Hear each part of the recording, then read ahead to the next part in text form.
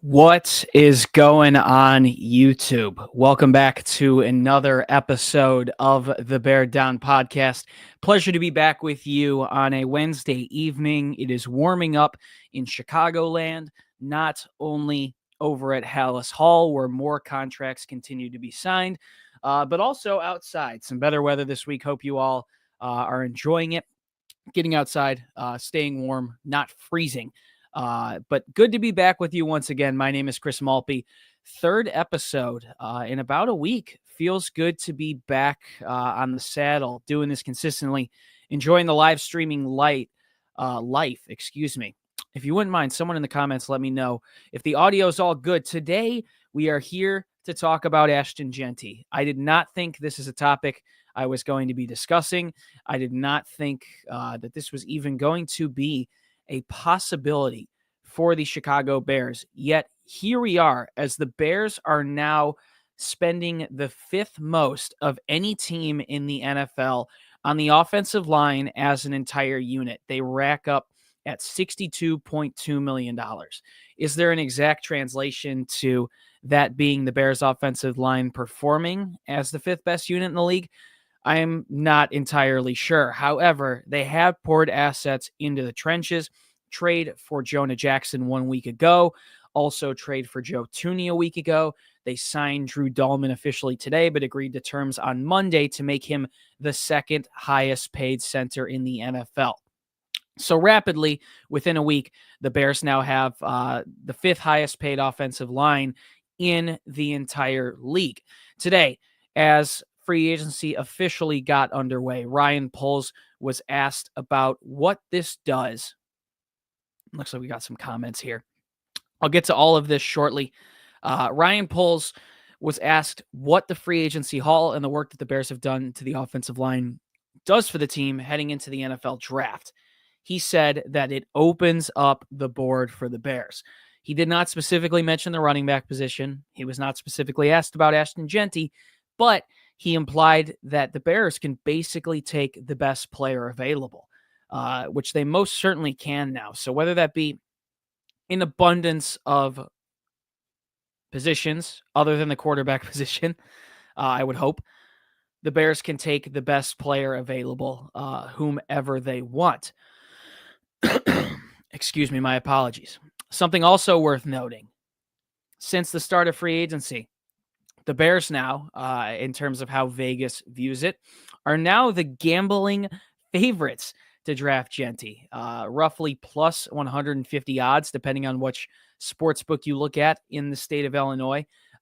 Pre-free agency, the team was plus 320 to land Jeanty after Ben Johnson was brought on as head coach. But a lot going in the Bears' favor in terms of work on the offensive line, the GM indicating that they are going to take the best player available, and then Vegas seems to agree with it as well. So Jeanty is certainly an interesting conversation. Excited to dive in here. I want to start right here, though. Obviously, we've made a couple of moves on the offensive line. I want to talk about how confident I am in the Bears' offensive line after free agency. I'm pretty confident. I think I'm as confident as I've been in quite some time. Jonah Jackson is an interesting one. I'm not sure how much of an impact I expect him to make, but I do think the Bears got two very solid talents, a perennial Super Bowl, Pro Bowler, All-Pro talent who still has a lot of gas in the tank in Joe Thuney. They also bring in one of the top 5 centers in the NFL in Drew Dahlman. And then Jackson, even though there's some questions around him and how he played with the Los Angeles Rams last year, he is a former Pro Bowler with the Detroit Lions. Ben Johnson knows how to use him. So overall, I'd say, generally speaking, before even getting to the topic of Jeanty, that I am confident in this Bears offensive line. Let me know what you guys think in the comments. And don't forget, do me a favor, drop a like, subscribe if you haven't already to the channel. We're going to be live streaming a ton, posting podcasts. Bear down, the return is back. Appreciate the tight crew that is in here.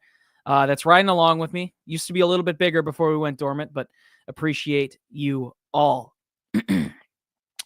Who ahead of us is likely to take Jeanty, asks Nate. I'll get into this one a little bit later, but a team that I suspect is going to be the Las Vegas Raiders that could pick him at number 6 overall. So we'll talk about that a little bit later on. Braden is excited, saying Jeanty, and then, oh, dude, I wonder if they had a really good talk with him and made him their number one priority to build around him in free agency. I think at the end of the day, the Bears are trying to build around Caleb Williams. That's the number one priority. But as I've said before, for those of you who have been here and know, and as I'll continue to say, a quarterback's best friend is a strong running game. So the more that the Bears can continue to improve the run game with Swift or whomever they have in there, is only going to continue to help Caleb Williams. And Jeanty certainly would help.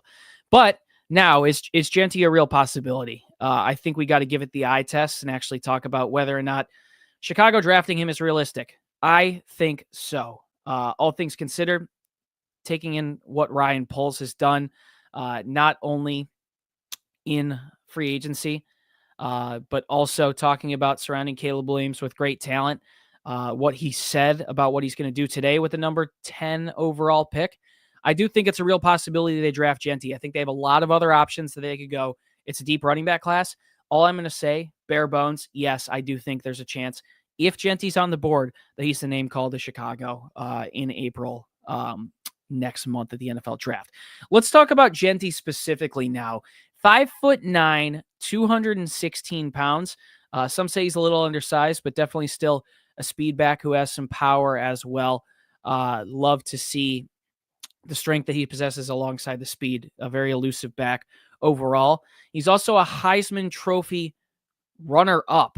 A lot of America, actually, I think, believe that he deserved it over Travis Hunter. However, Jeanty did end up coming in second place for the Heisman Trophy last year after a phenomenal year with Boise State, where he led them to the third overall seed in the college football playoff before getting knocked out in a great game against Penn State. His 2024 stats, this is going to be rushing stats only. 2,601 rushing yards, 29 touchdowns, 7 yards per carry. The rushing stats only. He also had 14 receptions, 155 yards, and 1 touchdown through the air. So was semi-reliable as a pass catcher, but obviously primarily known to be a bell cow back who is just ground and pound. I think if he were to come to the Bears, I'd like to see him focus a little bit more on his pass catching ability.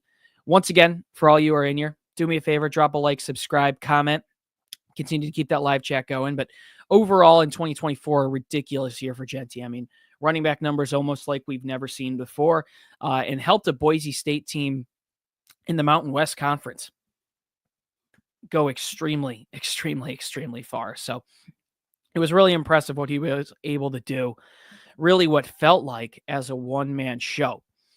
Let's now get to a question I believe was asked in the chat, and let's talk about some teams that could potentially draft him ahead of the Bears.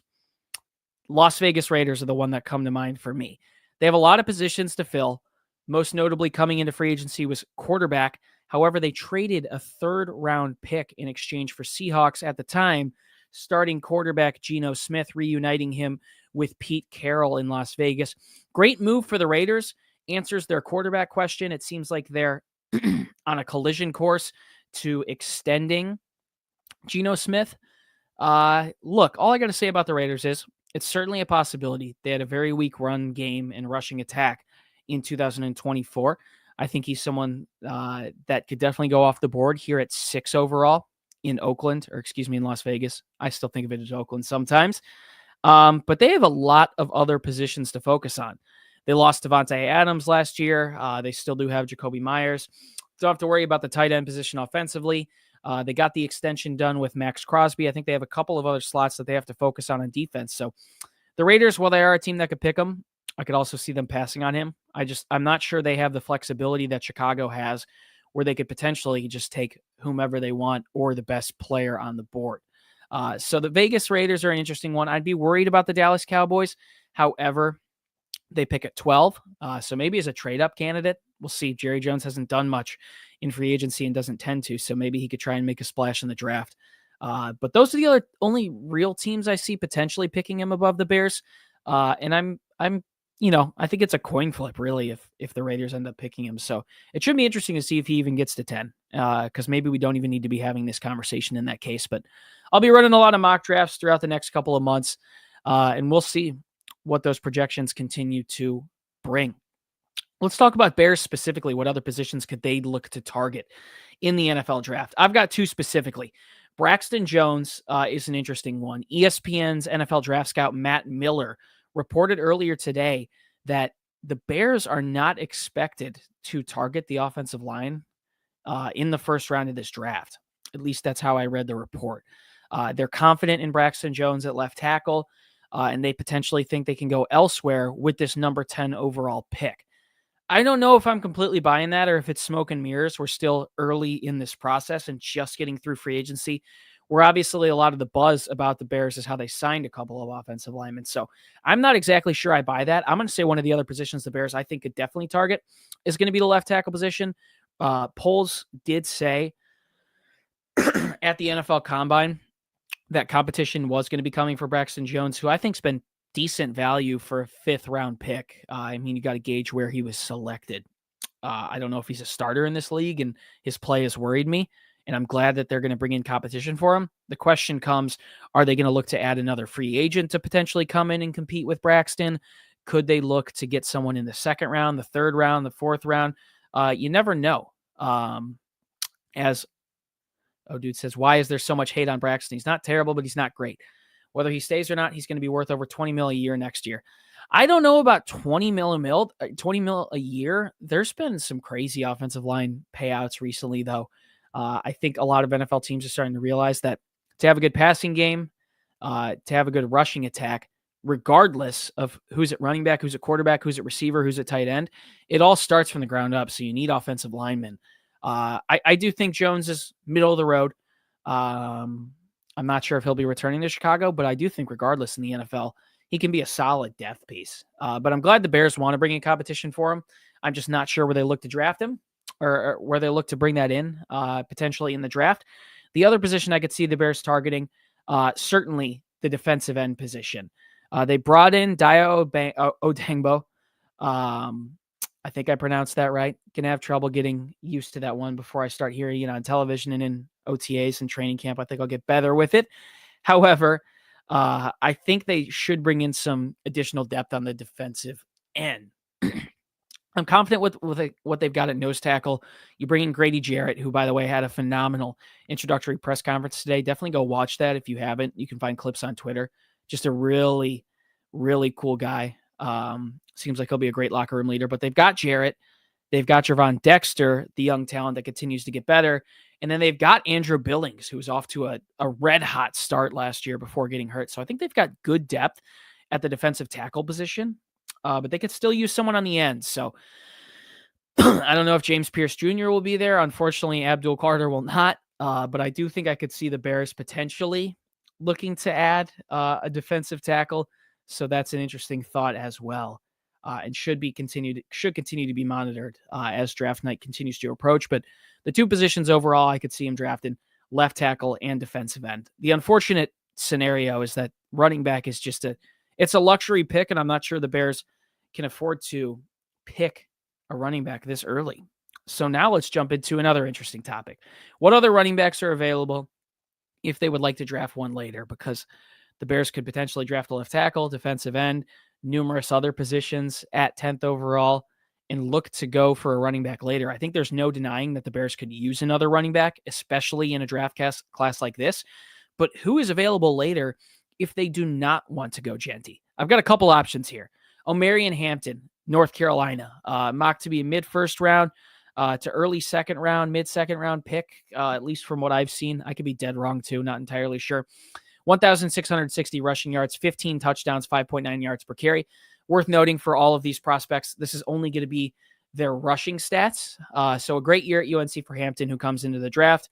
My personal favorite here, 2nd to 3rd round potential target, Caleb Johnson out of Iowa.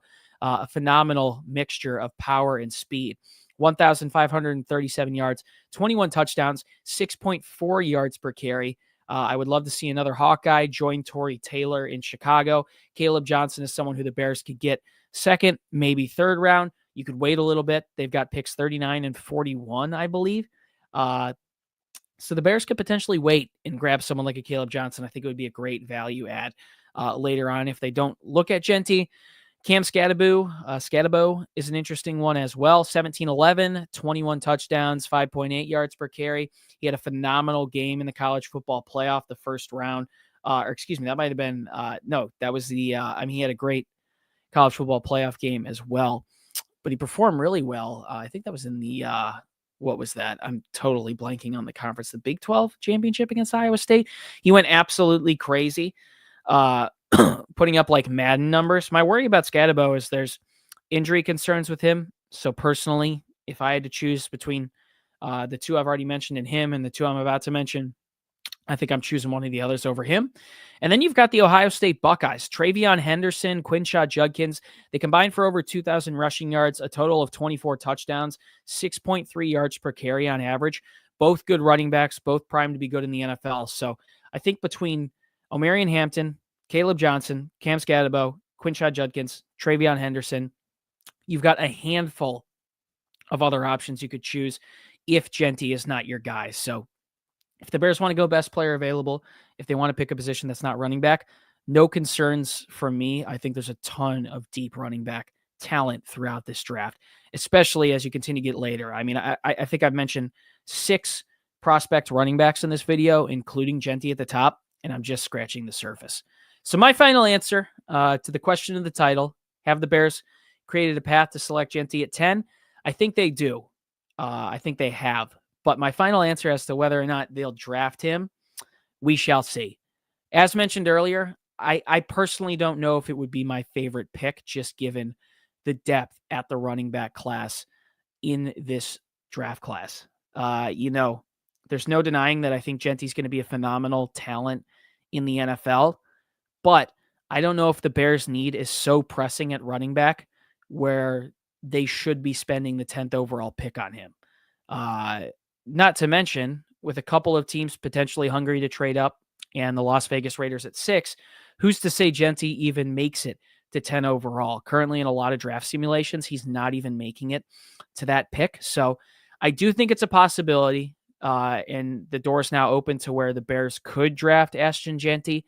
However, personally, if I had to give you a yes or no call, if I want it to happen, I think I'm going to slightly lean no. I think I would prefer the Bears to continue to shore up and add depth to the trenches early in the draft, and then look to take a running back second, third round where you can pounce on some of that later talent. So overall, I think the answer that everyone's looking for is we shall see with Jeanty.